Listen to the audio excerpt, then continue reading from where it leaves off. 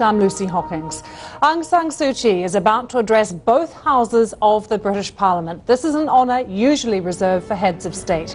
She will become the only woman, apart from Queen Elizabeth, to be given the privilege. It has also been announced that Burma's President Thein Sein has also been invited to Britain. Well, let's take you now to Westminster and have a little listen in to proceedings before Aung San Suu Kyi arrives.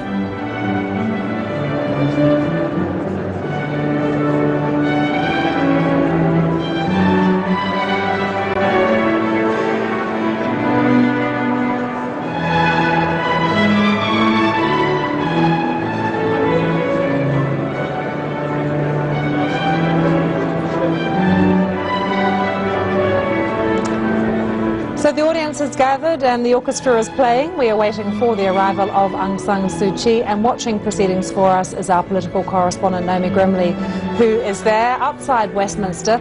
Naomi, just guide us through what's going to happen in the next half an hour or so. Yes, well, at the moment the politicians are just making small talk.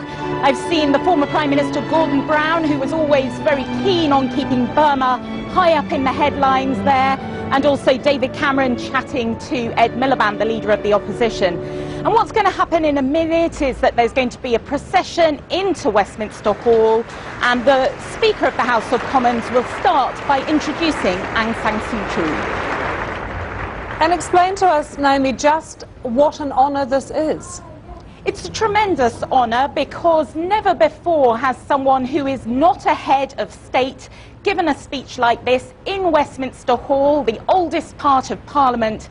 It's usually an honour reserved for people like Barack Obama, Nelson Mandela, the Pope, the Queen, or Charles de Gaulle. Those are just some of the names who've had the honour in the last century. So it gives you a sense of how well regarded she is here and how people really want to salute what she's been through and recognise that this is now a moment of transition, both for her, moving from being a dissident to a politician, and also for Burma. We can see David Cameron there in that shot, as you said, talking to the opposition leader Ed Miliband. He held a meeting with Aung San Suu Kyi just a few hours ago. Do we know what came out of that? Yes, they gave a short press conference afterwards, and really they were explaining a bit about the decision to extend an invitation to the President of Burma later this year to come to Britain.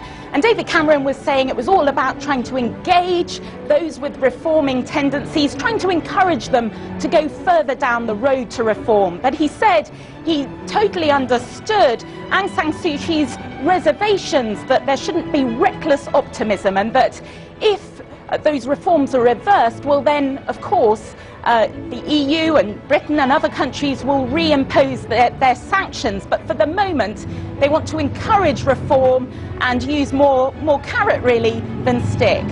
Naomi, do stay with us as the orchestra plays and the crowd makes small talk. Let's bring in Dr. Maung Zani, who is a visiting fellow at the London School of Economics, who specialises on Burma, who is with me now. Give me your thoughts as we see Aung San Suu Kyi right now entering the hall at Westminster.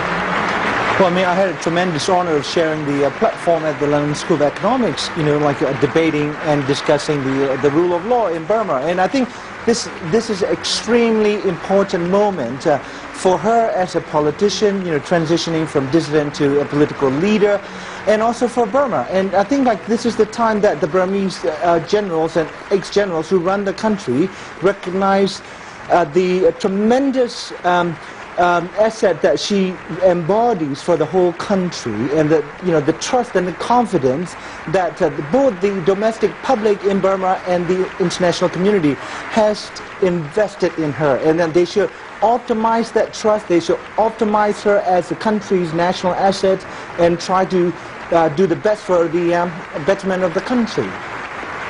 Let's have a listen to proceedings.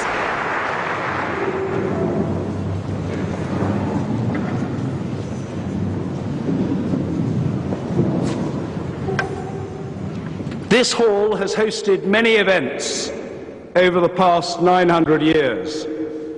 In recent times, only a few international figures, Charles de Gaulle, Nelson Mandela, Pope Benedict XVI, and Barack Obama, have spoken here. Today, Aung San Suu Kyi will become the first figure other than a head of state, the first woman from abroad, and the first citizen of Asia to do so.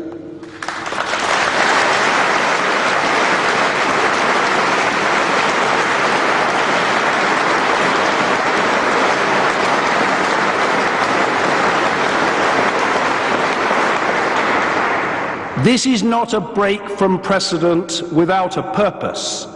The courage of our guest is legendary.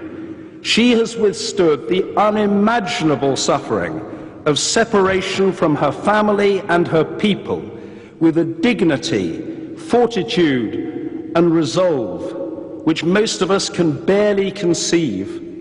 Her connections with the United Kingdom, reinforced in Oxford yesterday, are intimate.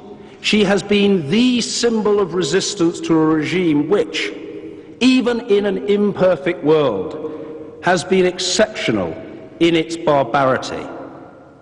As the United Nations has documented, and from 3 trips to Burma's borders, I can myself attest, this is a cabal guilty of rape as a weapon of war, extrajudicial killings, compulsory relocation, forced labour, deployment of child soldiers, use of human minesweepers, incarceration of opponents in unspeakable conditions, destruction of villages, obstruction of aid, and excruciating torture.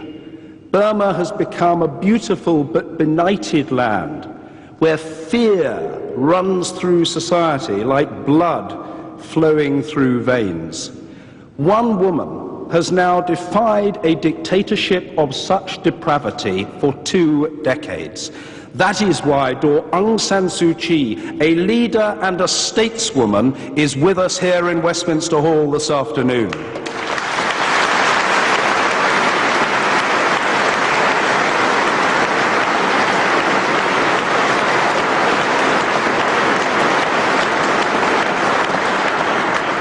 However, there is room for cautious optimism.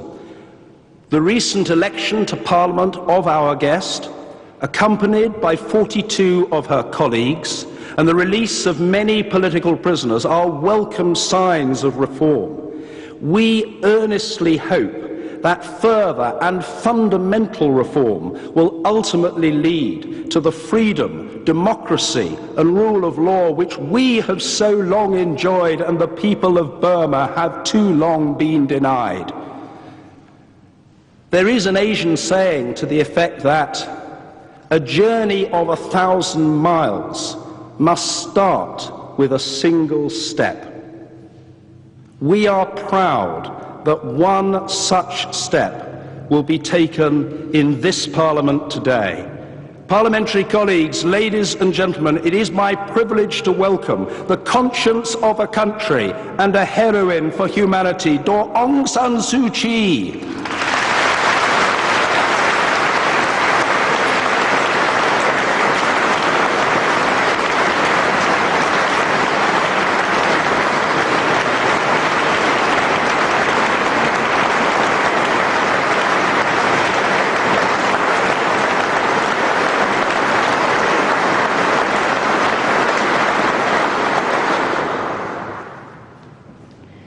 Lord Speaker, Mr. Speaker, Mr. Prime Minister, my Lords and members of the House of Commons, thank you for inviting me to speak to you here in this magnificent hall. I'm very conscious of the extraordinary nature of this honour. I understand that there was some debate as to whether I would speak here in this splendid setting or elsewhere within the Palace of Westminster. I welcome that debate and discussion. It is what Parliament is all about. I have just come from Downing Street. It was my first visit there, and yet, for me, it was a familiar scene, not just from television broadcasts, but from my own family history. As some of you may be aware, the best-known photograph of my father, Aung San, taken shortly before his assassination in 1947, was of him standing in Downing Street with Clement Attlee and others with whom he had been discussing Burma's transition to independence. This He was pictured wearing a large British military-issue greatcoat. This had been given to him by Jawaharlal Nehru en route to the UK to protect him against the unaccustomed cold. And I must say, having not left my tropical country for 24 years, there have been the odd moments this week when I have thought of that coat myself. A couple of hours ago, I was photographed in the same place where my father was photographed, together with Prime Minister David Cameron, and it was raining. Very British. My father was a founding member of the Burmese Independence Army in World War II.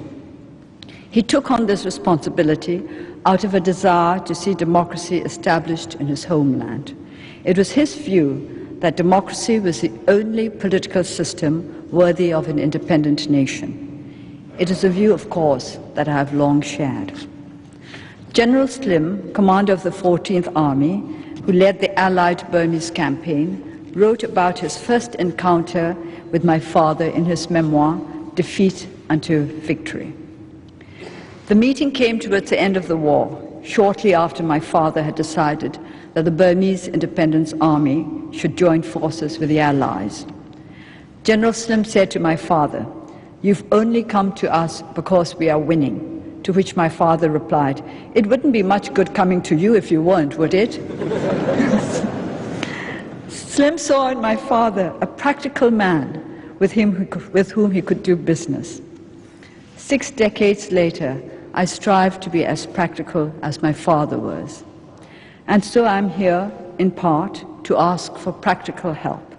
Help as a friend and an equal, in support of the reforms which can bring better lives, greater opportunities to the people of Burma who have been for so long deprived of their rights and their place in the world. As I said yesterday in Oxford, my country today stands at the start of a journey towards, I hope, a better future. So many hills remain